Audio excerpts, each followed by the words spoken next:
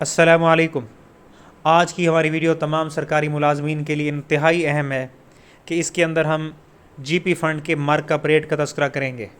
ہم جانتے ہیں کہ ملازمین کی تنخواہوں میں سے منتھلی بیس پہ جی پی فنڈ کی سبسکرپشن ہوتی ہے، یعنی ملازمین اپنی تنخواہوں سے جی پی فنڈ کی کٹوتی کرواتے ہیں اور یہ مینڈیٹری ڈیڈکشن ہوتی ہے۔ اور جب مالی سال کلوز ہوتا ہے اور مالی سال 30 جون کو ہی کلوز ہونا ہوتا ہے تو اس کے بعد حکومت پاکستان پورے سال کا جو جی پی فنڈ ہوتا ہے اس کے اوپر ایک انٹرسٹ ریٹ یا مارک اپ ریٹ مقرر کرتی ہے۔ تو ہم سکرین پر دیکھ سکتے ہیں کہ 2020 سے لے کے 2021 تک کا جو مالی سال تھا، یعنی جولائی 20 سے 30 جون 21 تک جن لوگوں کا جی پی فنڈ جمع ہوا اس پہ 7.90% مارک اپ مقرر کیا گیا تھا۔